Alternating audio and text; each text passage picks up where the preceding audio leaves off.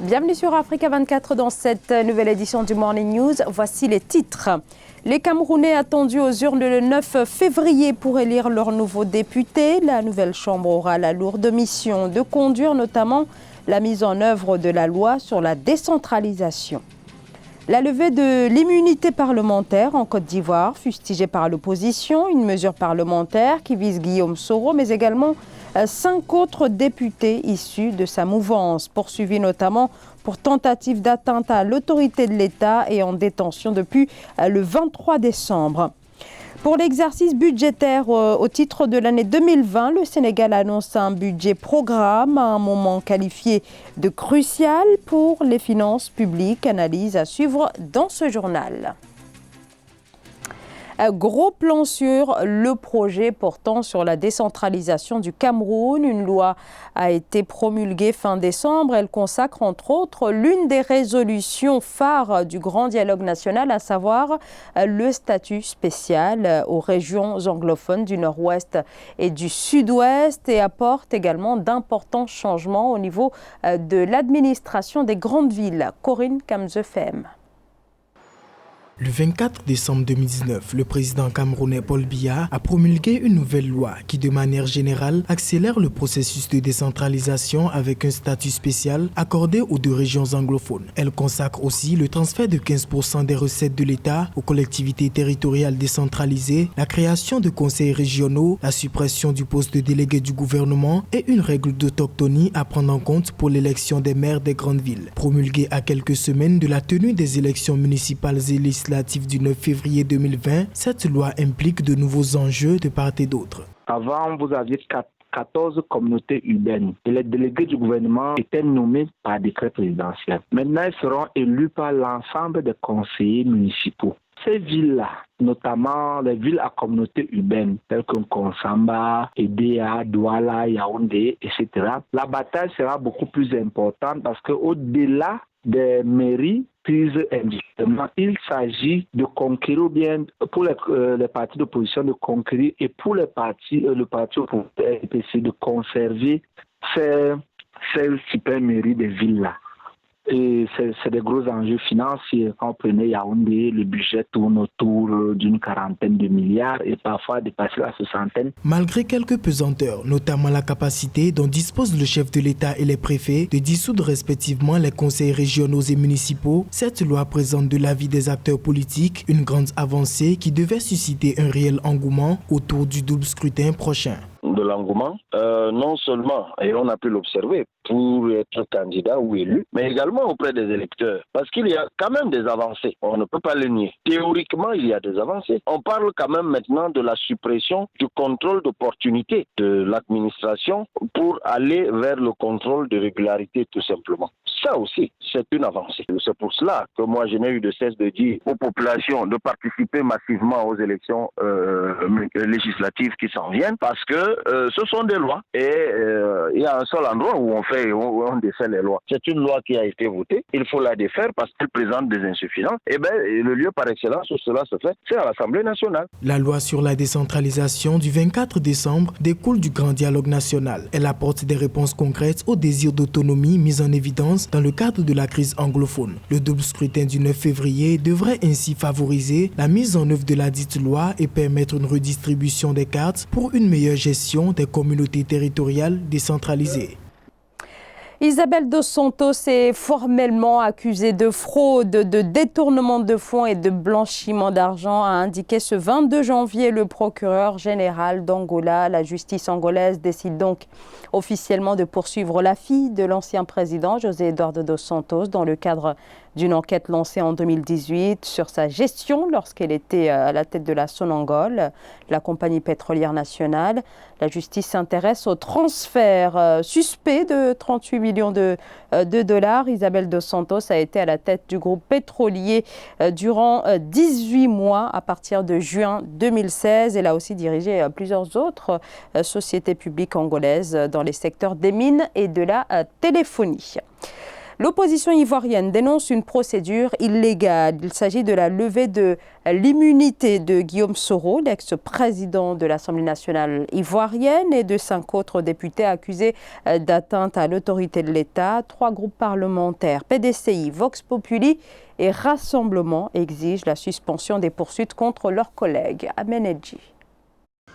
Sur requête du groupe parlementaire du Rassemblement des Oufouettistes pour la démocratie et la paix RHDP, coalition au pouvoir, le bureau de l'Assemblée nationale de Côte d'Ivoire a levé l'immunité parlementaire de Guillaume Soro et de 5 autres députés ivoiriens en détention depuis le 23 décembre et accusés d'atteinte à l'autorité de l'État. Une procédure qui ouvre ainsi la voie à un jugement de ces élus. À la lecture du règlement de l'Assemblée nationale de l'article 45 à l'article 49 en rapport avec les immunités, la seule voie de saisine prévue par le règlement pour la levée de l'immunité est du ressort du parquet, du procureur de la République. Exigeant la suspension immédiate de leur détention et la suspension des poursuites à l'encontre de Guillaume Soro, Madame Yasmina Ouigné, porte-parole de l'opposition, composée des groupes Parti démocratique de Côte d'Ivoire, Vox Populi et Rassemblement, estime qu'aucun groupe parlementaire ne peut demander la levée de l'immunité d'un autre qualifiant d'illégitime l'actuel bureau de l'Assemblée nationale ivoirienne. Le groupe parlementaire HDP estime que si cet alinéa donne la possibilité à tout autre demandeur, outre le procureur, de demander la suspension des poursuites, il doit être aussi reconnu que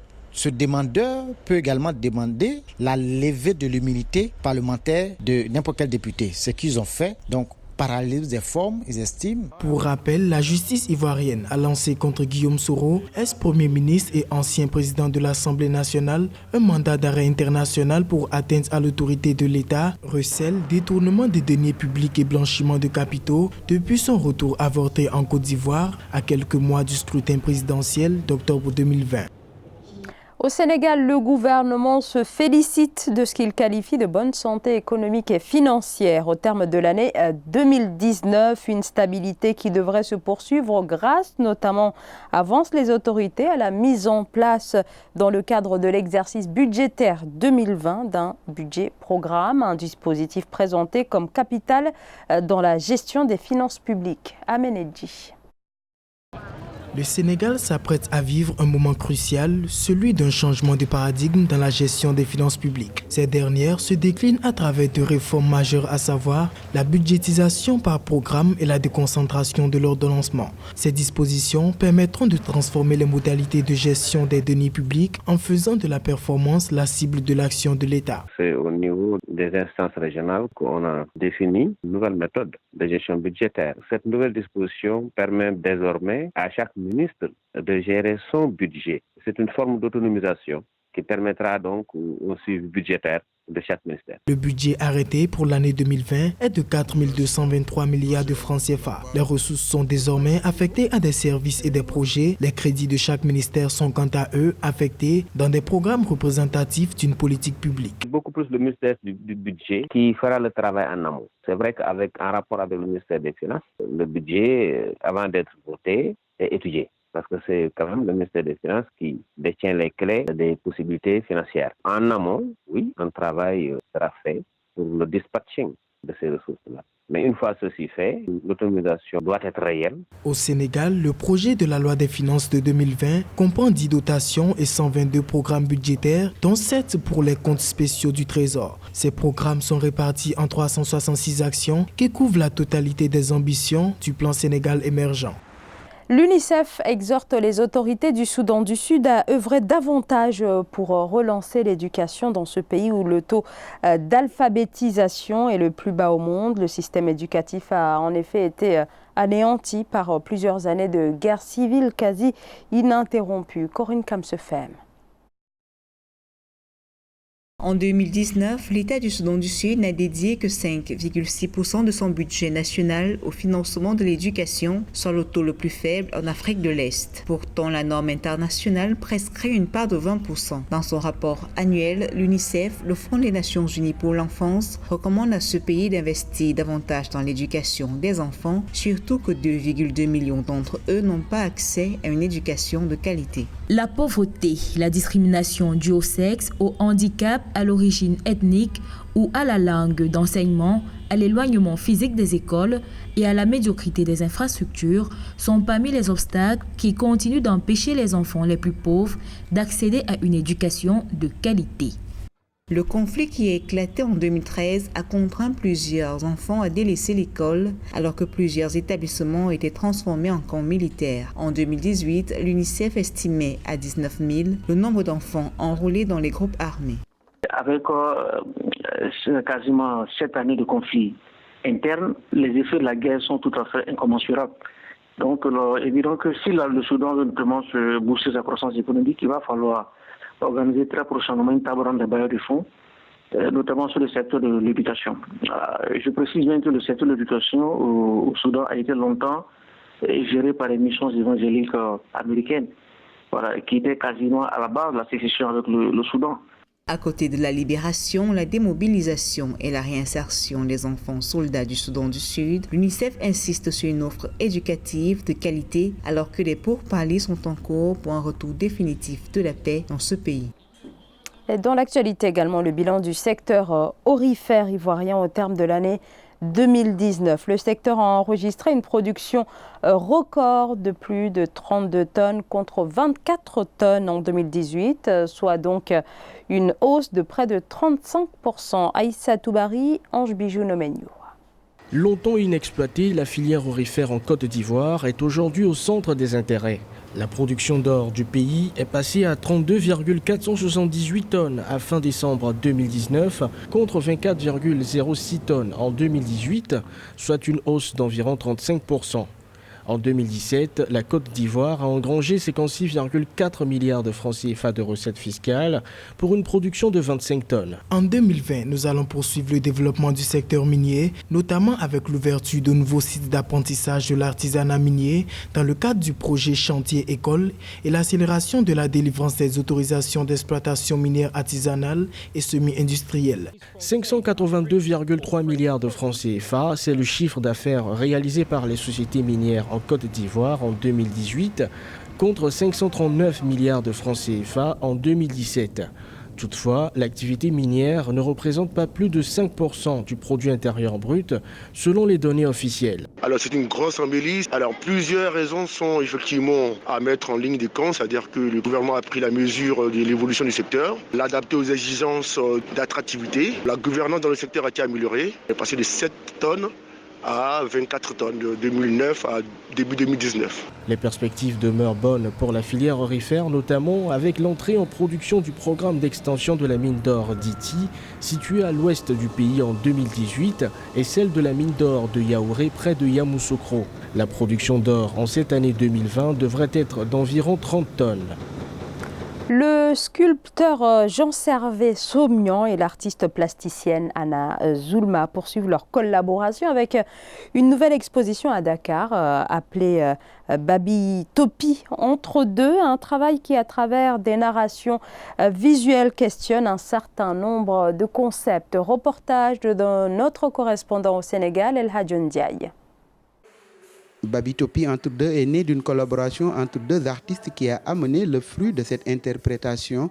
Designer-sculpteur Jean-Servé Saumian produit des pièces qui accompagnent la photographie de Anna Zulma. Ensemble dans cette exposition qui se tient à la galerie Cécile Fakouri de Dakar jusqu'au 21 février 2020, ils ont dévoilé dans toutes leurs formes l'art de la photographie, du design, de la sculpture, de l'installation, de la poésie et de la peinture. Parce que Babi Topi 2, elle vient d'une histoire de fond de photographie que Anna commence à interpréter. Et à partir de ce moment-là, notre duo se met en marche pour arriver à écrire l'histoire, pour arriver au questionnement qu'on est en train de se poser. Le passé, le présent et le futur les interpellent car de nouvelles formes et réflexions peuvent y naître afin de construire un avenir collectif et inspiré. Comme par exemple ces bassines en plastique suspendues dans l'espace qui, selon eux, signifient l'accès à l'eau difficile que subissent certaines populations et d'autres personnes qui pensent à la migration dans l'espace. Et du coup, ces deux mondes cohabitent et ça nous interroge. Et l'idée de cette migration stellaire, c'était de mettre en avant ces questions-là, en fait. Babi est le petit nom affectif que l'on donne à Abidjan et Topi pour signifier le lieu imaginaire dans Utopie. Ces deux artistes sont habités par le désir de communiquer, de dialoguer entre eux et avec les autres. Ce journal a été réalisé par l'ensemble de la rédaction. Merci de votre fidélité. Dans un instant, une nouvelle édition de l'actualité sur Africa 24.